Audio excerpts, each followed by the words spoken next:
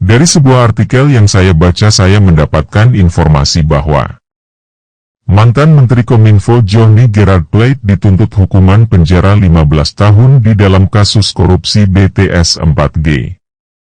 Tuntutan itu dibacakan Jaksa Penuntut Umum di Pengadilan Tindak Pidana Korupsi pada hari Rabu 15 Oktober 2023 di Pengadilan Negeri Jakarta Pusat.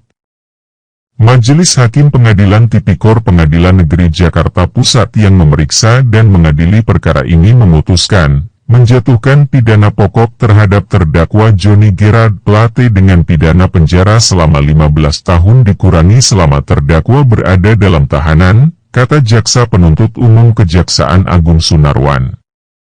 Jaksa Penuntut Umum menilai Johnny secara sah dan meyakinkan bersalah melakukan tindak pidana korupsi secara bersama-sama sebagaimana dakwaan ke-1 primer pasal 2 ayat 1 Yunto pasal 18 Undang-Undang Tipikor Yunto pasal 55 ayat 1 pertama KUHP. Johnny Plate juga dihukum membayar denda sebesar 1 miliar rupiah subsidiar 1 tahun kurungan. Membebankan terdakwa membayar uang pengganti sebesar 17,8 miliar rupiah subsidiar 7 tahun 6 bulan penjara. Sidang tuntutan Johnny Plate digelar bersamaan dengan 2 terdakwa lainnya, yakni mantan Direktur Utama Bakti Kominfo, Anang Ahmad Latif dan tenaga ahli Human Development Universitas Indonesia, Yohan Suryanto. Terdakwa diberikan hak untuk membela diri atau mengajukan pledoi. Adapun Johnny Gerard Plate dan para terdakwa lainnya didakwa melakukan dugaan tindak pidana korupsi penyediaan infrastruktur base transceiver station 4G dan infrastruktur pendukung paket 1, 2, 3, 4, dan 5 Bakti Kemenkominfo tahun 2020 hingga 2022. Pada surat dakwaan disebutkan sejumlah pihak mendapat keuntungan dari proyek pembangunan tersebut. Yaitu Johnny Gerard Plate menerima uang sebesar 17.848.308.000 rupiah. Anang Ahmad Latif menerima uang 5 miliar rupiah. Dan Yohan Suryanto menerima 453.608.400 rupiah. Selanjutnya, Irwan Hermawan selaku Komisaris PT Solitech Media Sinergi menerima 119 miliar rupiah.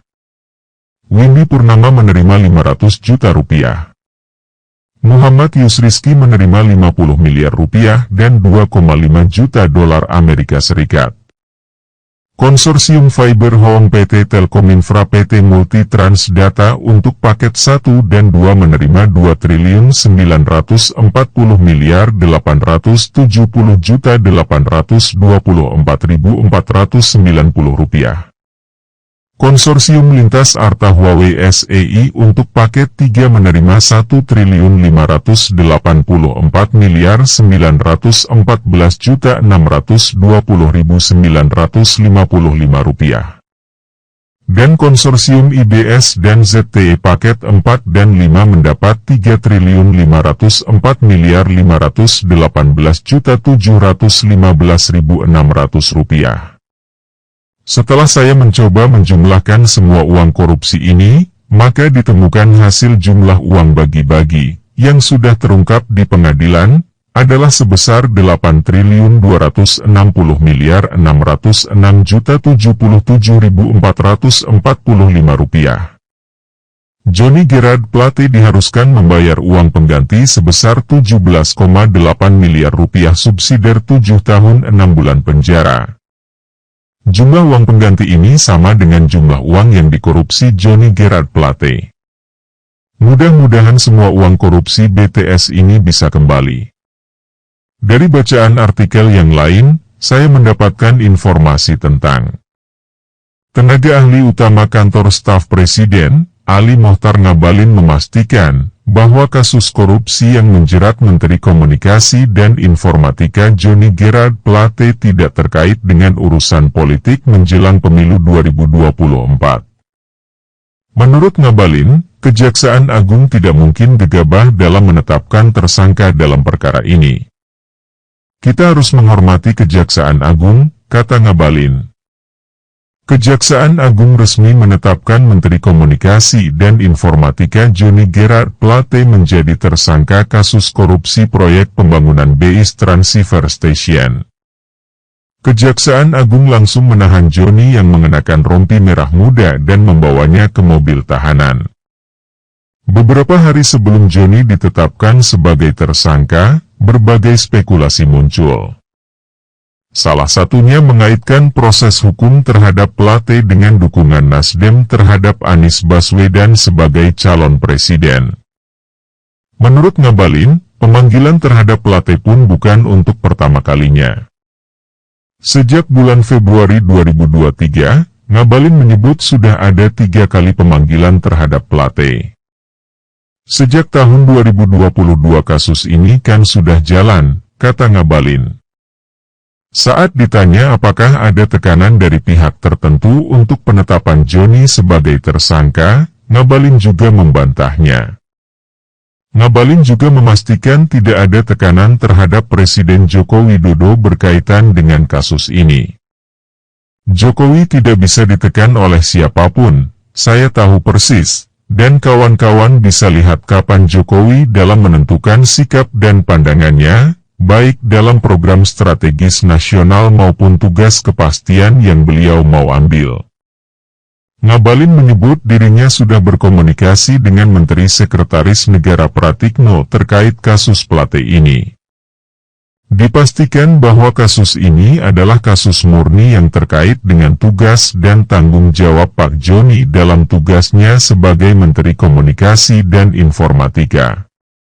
Ngabalin kemudian juga mengungkit soal adik Johnny, Gregorius Alex Plate, yang juga telah mengembalikan uang senilai 500 juta rupiah lebih terkait kasus ini.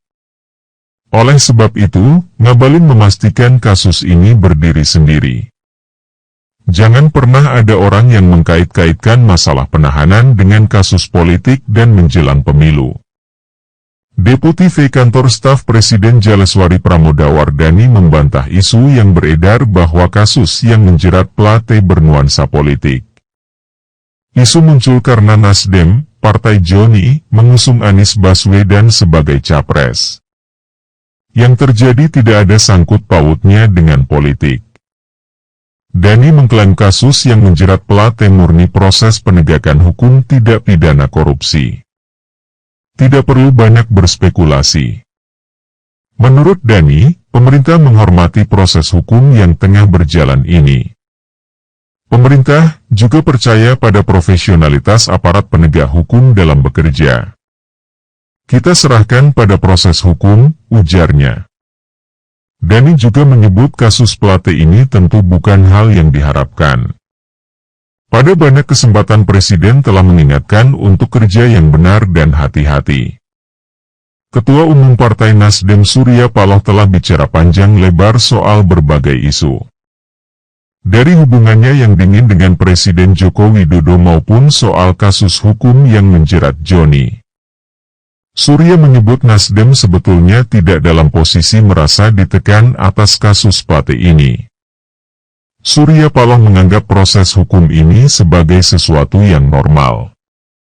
Ketika ditanya apakah masalah Plate ini murni kasus hukum dan bukan politik, Surya kembali menjawab, saya berharap ini murni.